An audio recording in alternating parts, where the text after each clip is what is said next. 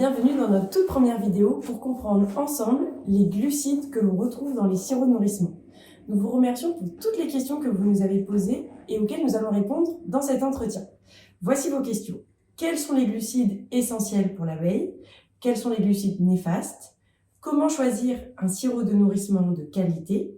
Et comment garantir la stabilité et la durée de vie d'un sirop de nourrissement? On n'a pas l'habitude de faire ce genre d'entretien, parce que c'est mon père, et donc du coup c'est un peu déstabilisant. Donc je suis avec Charles Bureau, mon père, qui va répondre à toutes ces questions. Merci, bonjour. Donc les glucides, c'est mon domaine d'activité depuis 30 ans. J'ai une formation d'ingénieur en agroalimentaire et j'ai toujours travaillé dans le domaine des sucres, dans la production, les applications, la partie nutrition et la partie technologique. Donc depuis 2015, j'applique ce savoir-faire à l'apiculture. Alors, tu as parlé de sucre. Quelle est la différence entre les sucres et les glucides? Oui, c'est vrai qu'on utilise indifféremment les deux termes. Le mot glucide, c'est plutôt dans le vocabulaire scientifique et on utilise le mot sucre dans le langage courant. D'accord. Alors, dans cette vidéo, on va parler de glucides. Donc, à quoi servent les glucides pour les abeilles? Alors, pour les abeilles comme pour les humains, avant tout, les glucides, c'est la source d'énergie. C'est le carburant qui va permettre aux abeilles à réaliser toutes leurs tâches énergivores pour la vie de la colonie. Par exemple, les vols de butinage, le maintien de la température de la ruche et étirer les cires. J'ajouterai aussi que pour 1 litre de miel, elle parcourt 60 000 km, ce qui correspond à 1,5 fois le tour de la Terre. Donc, on comprend mieux l'importance des glucides pour l'énergie de l'abeille. Donc, justement, où est-ce qu'elle va trouver ces glucides? Alors, l'abeille va trouver ces glucides dans la nature, dans 3 endroits principalement. Le premier, le basique, c'est les glandes nectarifères des plantes à fleurs. Quand il n'y a pas de ressources florales, l'abeille va consommer du miella, qui est la déjection des pucerons sur les tiges et sur les feuilles des végétaux. Et enfin, l'abeille consomme le miel qu'elle produit elle-même dans la ruche. D'accord. Alors, qu'est-ce qui est le mieux pour l'abeille? Le nectar, le miel ou le miella? Eh bien, à la base, en fait, c'est vraiment le nectar des plantes à fleurs qui est la source d'alimentation en glucides principale. Il faut savoir que les plantes à fleurs et les insectes ont coévolué. Les plantes à fleurs ont élaboré ces glandes nectarifères qui sont pleines de liquides sucrés, appétants, légers, pour attirer les pollinisateurs. Et les abeilles, elles, ont développé des pièces buccales adaptées pour prélever ce nectar à l'intérieur des fleurs, le stocker dans le jabot et le ramener à la ruche. Tu me parles de ce liquide sucré léger très appétant. Que contient ce fameux nectar? Alors le nectar, c'est avant tout de l'eau et des glucides. L'eau dans une proportion de 20 à 90%, et les glucides, la grande majorité, plus de 95% des glucides sont des glucides simples. Alors, qu'est-ce que c'est un glucide simple? Explique-le-moi simplement. Alors, pour faire simple, on va dire que les glucides simples, il y a 2 familles, les glucides assimilables et les glucides digestes. Je vais illustrer mes propos en prenant une molécule de fructose, une molécule de glucose, et donc voilà les 2 glucides assimilables. Assimilable, ça veut dire qu'une fois que tu l'as ingéré, il traverse la paroi du tube digestif et est distribué par l'hémolymphe vers les organes. Ça, c'est le glucide assimilable. En glucides simples, tu trouves dans le nectar des quantités non négligeables de saccharose. Le saccharose, c'est donc une molécule de fructose et une molécule de glucose, qui elles ne peuvent pas être assimilées telles quelles. Donc, dans le tube digestif de l'abeille, elles ont besoin d'être digérées. Qui est-ce qui digère? C'est l'invertase. Voilà une invertase qui va découper la liaison entre le fructose et le glucose et permettre donc à ces 2 glucides devenus assimilables d'être ingérés par l'abeille et d'être utilisés par le corps de l'abeille. C'est assez étonnant car d'après les différents forums apicoles et des conférences, j'ai souvent entendu dire que le nectar c'est 100% saccharose. Oui. Oui, oui, moi aussi j'ai entendu dire ça. Et en fait, si on se regarde bien toutes les études scientifiques qui sont faites sur le nectar, on peut dire que non, le nectar des fleurs sous nos régions, ce n'est pas 100% de saccharose, c'est toujours un mélange fructose, glucose, saccharose, et quasiment tout le temps dans cet ordre. Par exemple, tu peux avoir des nectars avec des proportions de fructose plus concentrées, c'est-à-dire l'acacia, le châtaignier, les arbres fruitiers et les ronces. Tu auras des nectars de fleurs plus riches en glucose, comme le colza ou le lierre, et des nectars plus riches en saccharose, comme le tournesol ou la lavande. Donc on mettra sous cette vidéo toutes les références des études qui donc montrent les analyses des nectars. Ok, donc comment tu peux m'expliquer ce cocktail de différents glucides, c'est-à-dire fructose, glucose et saccharose? Oui, alors là, on peut penser que avec 3 glucides au lieu d'un, les plantes se donnent plus de chances d'attirer des pollinisateurs. Tu as, par exemple, l'appétence de chaque glucide est différente. Si on prend le pouvoir sucrant du fructose, par exemple, est très élevé, celui du saccharose est moins fort, et celui du glucose est vraiment beaucoup plus faible. Donc ça va donner un profil gustatif qui va être différent et qui va permettre à l'abeille d'identifier une fleur. Ensuite, l'abeille ayant beaucoup de fructose et de glucose va pouvoir reconnaître que ce sont des sucres assimilables, donc pas de travail digestif. Ça peut être intéressant pour l'abeille, ça peut attirer les abeilles. Et en dernier lieu, en fait, le saccharose est toujours moins stable qu'un mélange de fructose avec un peu de glucose. Ok, donc j'ai bien compris, l'idéal pour l'abeille, c'est le nectar. Et qu'en est-il des glucides dans le miel? Alors, le miel de fleurs, tu vas retrouver en fait les glucides du nectar. Les différences que tu vas retrouver, c'est que dans le miel, il y a d'autres nutriments que les glucides, donc en plus grande quantité, tu vas trouver des protéines, des acides aminés, des vitamines, des antioxydants. Deuxième différence, c'est que toute la partie saccharose qui était dans le nectar va être complètement invertie en fructose et glucose. L'abeille, elle a prédigéré, elle ne veut pas faire de travail hivernal, donc elle prépare ça pendant l'été et l'automne pour que l'hiver, elle n'ait plus ce travail digestif à faire.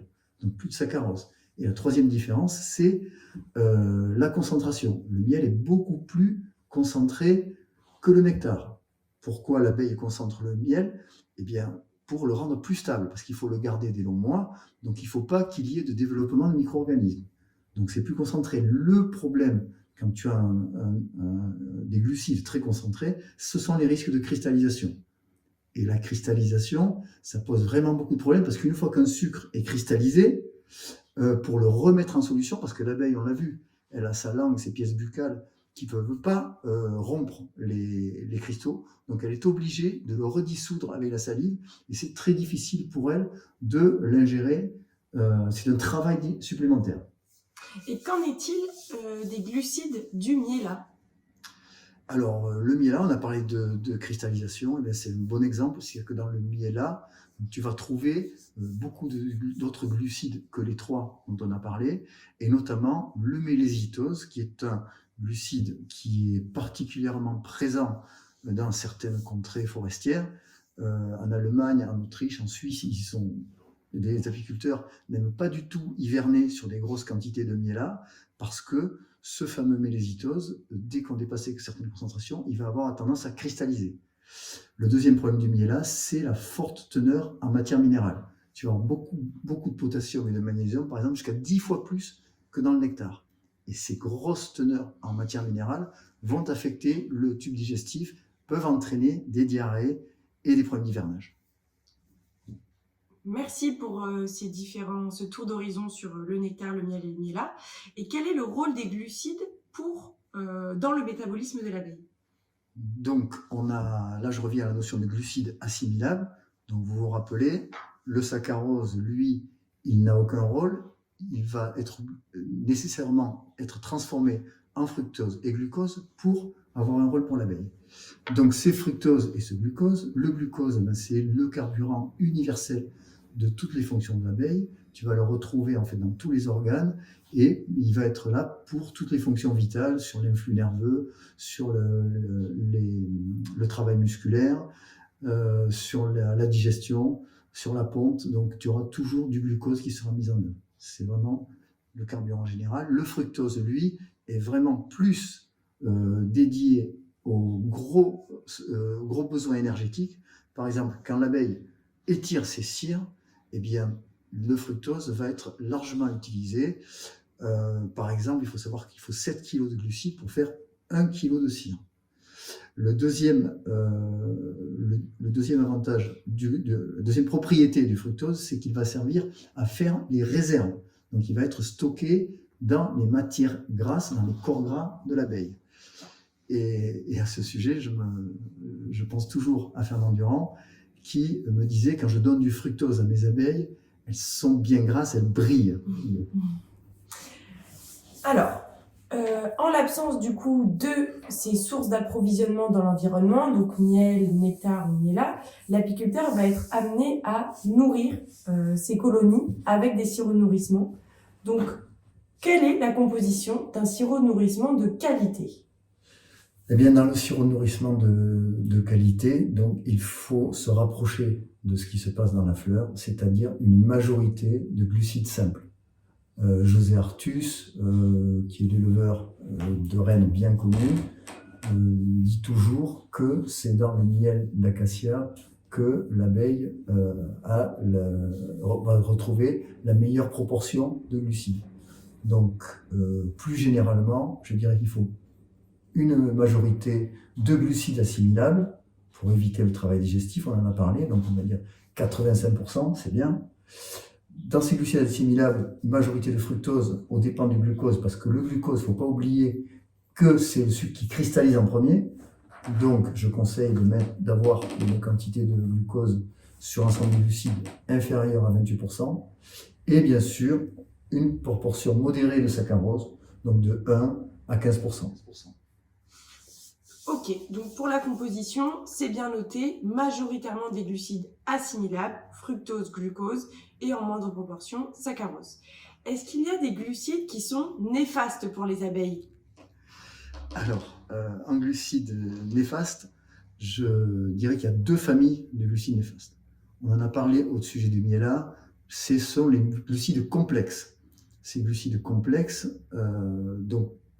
par exemple, toujours ce mélésitose, qui, s'il y a une concentration de mélésitose dans la partie sucre au-delà de 10%, va poser des problèmes de cristallisation, va poser des problèmes de digestion, de dysenterie, de gonflement de l'abdomen. Donc ça c'est vraiment très compliqué pour l'abeille. La deuxième famille de glucides néfastes, ce sont les glucides longs. Les glucides longs, ce sont des enchaînements de glucose. Donc vous vous rappelez, je vous ai montré une molécule de glucose. Si je mets 2 glucoses ensemble, donc on a la fameuse molécule de maltose, de glucose, et si on continue les enchaînements, on va avoir ce qu'on appelle un glucide long, illustré par cette molécule qui est ramifiée. Donc tu vas avoir plusieurs centaines d'unités glucose qui sont liées entre elles. Et c'est ce glucide long donc, qui va avoir, pour être digéré, parce qu'on a compris qu'il n'y a que le glucose qui peut être digéré, donc il faut que l'abeille puisse découper toutes ces liaisons. Avec des enzymes. Avec des enzymes, exactement. Rappelle-toi, l'invertase, c'est son enzyme majoritaire à l'abeille. Eh bien, l'invertase, elle a beau essayer, l'invertase, elle ne sait pas dissocier les glucoses du glucide long. Donc, il faut d'autres enzymes. Et d'autres enzymes, elle n'est pas très bien équipée sur ces enzymes. Donc, on va aller chercher une amylase qui va couper un peu partout la molécule le polymère de glucose. Et puis, tu vas avoir aussi d'autres enzymes qui vont venir, par exemple, couper 2 molécules pour donner un maltose. Donc, voilà, ça c'est la maltase. Donc, il y a toute une série d'enzymes digestifs qui ne sont pas très présents dans le tube digestif de l'abeille, donc qui va faire que la digestion va être longue, l'abeille va garder beaucoup de ces sucres longs dans son ampoule rectale, et ça va lui poser des problèmes aussi de propreté, de dysenterie, éventuellement développement de nosémose. Alors je comprends mieux pourquoi certains sirops sont lourds et visqueux. C'est ça. On peut avoir une Le petite glucide long est démonstration. Voilà. Donc là, j'espère que vous voyez bien, c'était assez visqueux. Et là, la fluidité. Là, on n'a que des glucides simples. Glucides simples. Voilà. Et dans l'autre, il y a, Dans l'autre. je crois qu'il y a 40% de maltose et 25% de glucides longs. Voilà. Donc, évitez de nourrir avec du maltose. Oui. Donc, si je résume, les glucides assimilables, fructose, glucose. Les glucides simples, saccharose. Et éviter les glucides longs qui sont néfastes. Est-ce qu'il y a d'autres critères pour un sirop de nourrissement de qualité? Eh bien, un critère important, c'est la qualité de la matière première. Si tu as des matières premières qui ont des teneurs en impuretés ou en micro-organismes qui sont trop élevés, tu vas poser des problèmes à l'abeille. C'est la conséquence de ces matières premières qui ne sont pas de très haute qualité, c'est que le fabricant de sirop sera amené, pour stabiliser son sirop, pour pas que les micro-organismes se développent sur le sirop, il va rajouter un conservateur, notamment le E202. Alors, c'est quoi le 202? Le 202, c'est le sorbate de potassium. C'est un produit de pétrochimie, donc à partir de gaz naturel ou de pétrole, qui a une action antibactérienne et anti-levure, donc qui est introduit dans les sirops. Attention, sur le 202, il y a des doses maximum, notamment pour l'humain, parce que sinon il a des actions mutagènes. Et ce 202, en fait, va empêcher la croissance des levures, des bactéries dans le sirop. Là où on peut s'interroger, comme disait Marc-Édouard Collin, qui est un vétérinaire spécialiste du microbiote, lors du congrès FNOSA à Mâcon, il nous disait on peut s'interroger sur l'action de ce 202 qui est encore actif quand il est ingéré dans le tube digestif de l'abeille pour la microflore de l'abeille. Il ne faut pas oublier que la microflore a une importance, notamment sur l'état sanitaire des abeilles. Donc c'est vraiment une question que chaque apiculteur doit se poser et avoir en tête, l'impact que peut avoir le 202 sur l'abeille et le microbiote. Okay. Il faut faire attention à ça. Et donc toujours, parce que c'est pas toujours bien communiqué dans les sirops qu'il y a du E202, donc il faut que l'apiculteur se renseigne auprès de son distributeur pour savoir s'il y a, oui ou non, des additifs dans le sirop.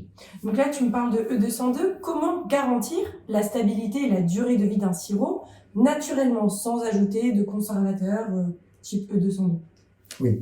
Alors là, la stabilité d'un sirop, c'est important parce que l'apiculteur peut être amené à le garder longtemps, stocké en extérieur, dans des cubis. Il faut que ça tienne plusieurs mois, que ça passe un hiver, un été, des fois 2 hivers, 2 étés.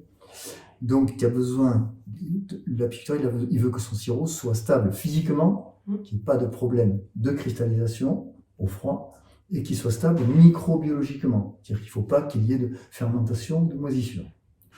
Donc pour cela, ce qu'il faut faire, c'est premièrement avoir, je l'ai dit tout à l'heure, des matières premières de qualité. Il faut que ton fructose, glucose et saccharose soient de très haute pureté, donc absence d'impureté, absence de micro-organismes. Et deuxièmement, il faut que ta recette soit vraiment bien équilibrée pour garantir que les micro-organismes, s'il y en a un extérieur qui arrive, ils ne puissent pas croître, ne puissent pas se développer sur le sirop. Donc l'extrait sec est aussi très important dans ce cas. Dans la matière sèche, oui. Voilà. Donc quand tu garantis ces deux critères, pureté de la matière première et qualité de la recette, tu n'as pas besoin de conservateur, tu peux garder ton sirop à l'extérieur pendant 2 ans, voire plus. Ok.